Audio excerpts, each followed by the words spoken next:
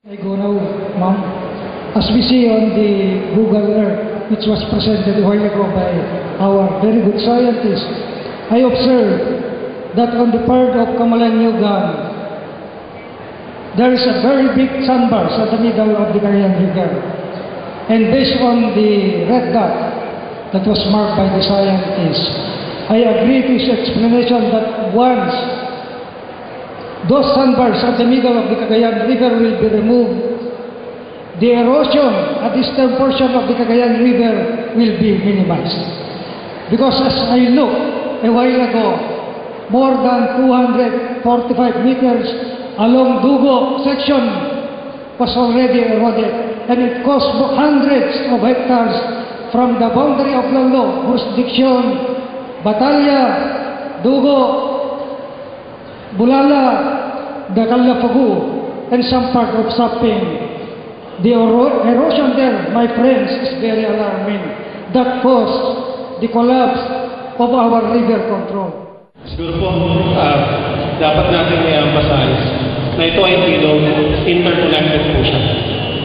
At ang ginagawa sa isang bahagi ng ilog ay maaaring may epekto sa isa. Hindi po pwedeng isang lugar lang. Kaya po ang pinag-aralan ay yung lower reaches, may limitasyon. Dapat tingnan yung upstream. Pero hindi naman po natin magawa agad-agad po. Pero yun pong, for this lower reaches, buo na po yun. Mula po sa magapit section hanggang sa river mouth, kabit-kabit po siya. Malamang mahirap na sabay-sabay yun. It will be progressive. But it's up to the province on how to conduct the work. Focus nyo po siya yung sa buong from the mouth of the Cagayan River up to Magapit. Then, i-focus naman sa Camalaniugan. Yung mapa lang po. I agree to his explanation that once those sandbars at the middle of the Cagayan River will be removed, the erosion at the eastern portion of the Cagayan River will be minimized. Because as I looked a while ago, more than 245 meters along Dugo section was already eroded. Batalya, Dugo, Bulala, Dacalapagu, and some part of Saping. The erosion there, my friends, is very alarming. That caused the collapse of our river control. So I agree for the dredging of the Cagayan River, most especially on the part of Camalaniugan. 3 beses na po na nag-collapse ang river control namin doon. First, in 2006 or 2007, nag-collapse ang more than 100 meters na river control. Then na-repair po yun. In 2008, nag-collapse na naman. Another new river control was constructed on the part in our municipality. Last year lang po, bagong-bago, wala pang 3 months yung river control. Nag-collapse na naman because of the strong current coming from our streams. So ang suggestion ni our intelligent scientist, yung dredging, amenable po ako, I hope. The municipal officials and the barangay officials of the municipality of Camalaniugan will go with me. Sana po may appeal also to the provincial government and to the provincial board. Kung meron ng dredging, yunan nyo po ang Camalaniugan. Dahil kung mapabayaan yan, yung mapa ng Camalaniugan ay matanggal sa mapa ng probinsya ng Cagayan. I hope the provincial board and the honorable governor will give priority to the municipality of Camalaniugan. Dahil based on the explanation of our very intelligent scientists, yung sandbars na makuha sa gitna ng ilog, ilagay din doon sa eroded portion of the Cagayan River, which is very advantageous on our municipality. Dahil maliit yung erod. Kung pupunta kayo sa Camalaniugan and try to visit how yung erosion doon sa bayan namin, talagang very alarming po. Ako mismo na mayor doon, hindi na ako nakakatulog sa gabi. Dahil yung mga nababayan ko, yung bahay nila, they've already evacuated more than 70 houses. So, I appeal again to the honorable members before na mag-appropriate kami ng pondo para bumili kami ng lote. Dahil yung mga bahay na malapit sa Cagayan River, especially at Barangay Saping, Dakalapuan, Bulala, and Dugo, talagang mayroon na para may paglipatan kami. So, may appeal to you, sir, Apo Governor, Apo Board Member, kung meron ng dredging, yun na sa Kamalanyugan, and may I suggest also to the provincial government, to the governor, na yung ginawa nyo dito na public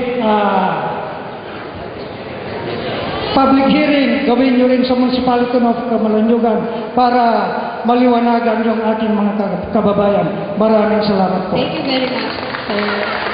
Hello, good morning to everybody.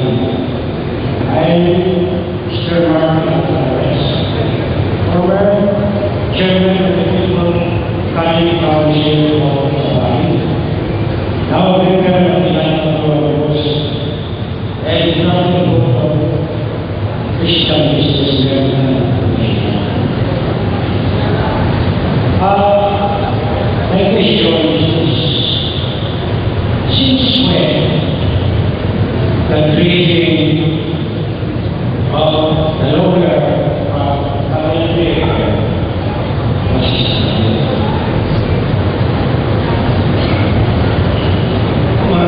Can you repeat that?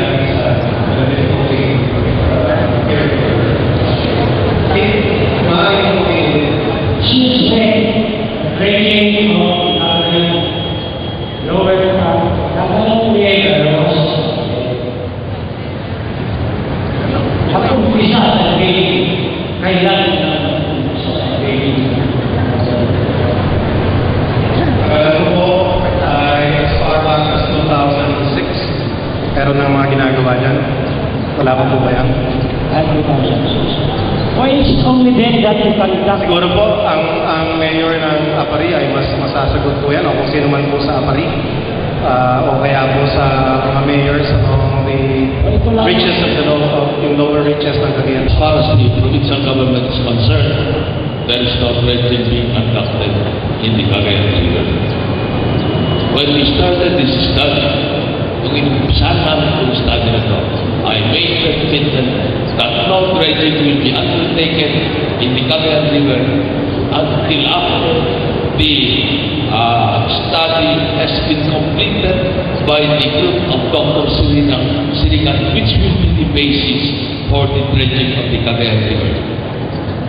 So, I believe that the question is out of order because as far as we are concerned, no dredging as of yet is been started. They fully understand this dredging plan. Ngayon, it's only now that they can public meeting. Now, the people of Hawaii understand it. As you explained, I might also convinced by your explanation. Because you revealed that this dredging, this black sand, that is the cause of issues of peace among the Pariyan. Thank you very much, sir. I think Naiintindihan mo yan. Kaya, thank you mawatan na ngayon na hindi ng tao. Kaya yung trading, ang mga trading at kasi nila o laksan pa.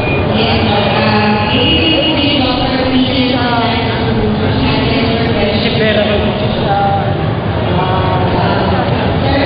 Mapakalaman po ako ng gusto. Itanong mo yung president sa president ko. I cannot answer for you yung politics. I'm out. Labas po ako doon. Tanungin niyo po ako sa yung technicalities ng trabaho. Sasagutin ko po kayo. Good morning, everybody. I'm Engineer Babili Kalimat, the Municipal Engineer of the Municipality of Enrile. Bali po yung first question po sana, nasagot ang Secretary, na ang activity upstream, it all affects all activity downstream. Para kami sa bill po namin yung wear analysis, kapag nagpara ka sa upstream, magbabago lahat ng sa downstream. Kaya po nagkakaroon ng changes. Yung ang question ko po, yung sa ano po, yung from 2007 to 2011 ng survey po, was there any human intervention or activities that were recorded? Madami pong human activities within the watershed of Cagayan. That's why po yung ano sa buong question kung bakit nagkakaroon ng ano ng tatawag na creation ang Cagayan River. Ang second po, doon po sa ano po, doon po sa irregular shape po ng cross section.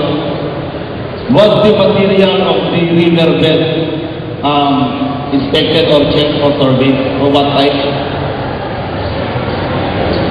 The sampling that was done was only for the surface sediments. We did not do sampling of what's underneath because the surveys were done during flood stage. Masyadong mabilis ang daloy ng tubig. Imposible na makapagsample. We have a sampler para sa tubig to measure salinity. Kung may pabigat na siya, lumulutang lang siya. Oh, sir, the creation doesn't stop until it reaches a certain hard road bed. Para po sa Enrile po, kapag narulog po kasi, rocks na po kasi yun eh. Kaya hindi na po siya nakakain ng Cagayan River. Yung pong pier ng Kapananyugan, mas lalong pier po natin sa Enrile. Dahil 3 meters na lang po yung river sa provincial and national road. Ang tendency po kasi naman ng tubig, titirahin niya yung malambot na parte ng lupa eh. Pagkaabot na po niya yung rock, doon pa siya titigil. At kapag nangyari po yun, kalahati po lang Enrile wash out. Salamat po sa karagdagang pagpapaliwanag. Good morning. I am Engineer Federico Ordinary of the National Irrigation Administration. One of the recommendations that is to widen this river along the section near the area. Kaya yung intake ng ang gusto na namin ang nagkaroon ng please take into consideration kung gano'n yung magkaroon ng widening, hindi lang mapiktuhan yung intake ng magkapit sa pump irrigation system. You can do salinity measurements in the Magapit area during the dry months.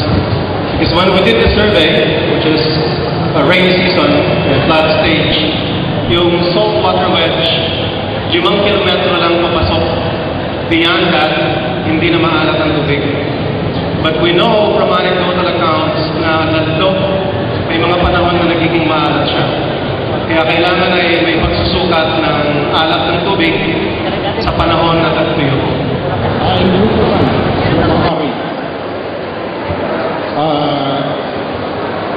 Dr. Sirian, I came also from UPLB, and I took up a little subject in soil management. You have mentioned about the black sand. What is the effect